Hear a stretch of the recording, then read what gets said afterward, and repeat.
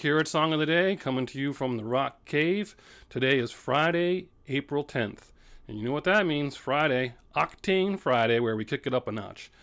It's been a pretty good week this week as far as on this date, and we couldn't get to everything, so we're going to actually go back to the date of April 6th.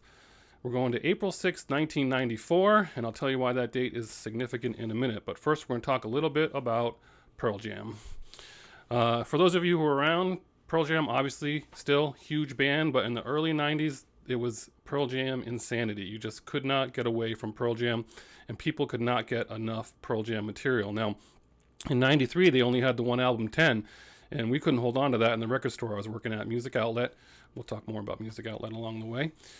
But we could not hold on to anything. Posters, t-shirts, stickers, patches, it all flew out the door. We had bootleg, full-length concert CDs. Those things were like $20 a piece, and we would order those by the dozens, and they would just fly out the door. We'd have CD singles from the UK. They would have just 3 songs on them for $12, but 2 of those songs would be live versions of songs that you couldn't get anywhere else. And that's actually where I first heard the song Yellow Ledbetter, because it was an additional track on the Jeremy CD single from the UK. So it was just an insane time for them. Come to October of 94, or nope, October of 93, they put out Versus, and that album sold not quite 1 million, 995,000 copies in 5 days, which was a record at the time. So Sarah and I are working, and we both love Pearl Jam, and it turns out they're coming around on tour. We hear about it, and tickets are going on sale during the week. So they're going to be playing the Springfield Civic Center, and I contact another manager in Holyoke who works at Record Town, and I say, hey, I know you have a Ticketmaster.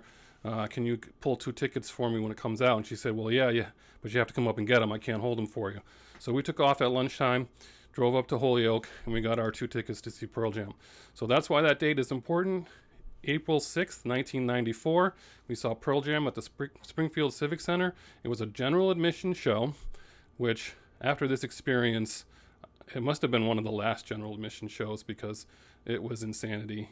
But anyway, we went to the show. Somehow we managed to work our way up against the stage for the entire show. It was a blistering set of 27 songs. We were up against the stage.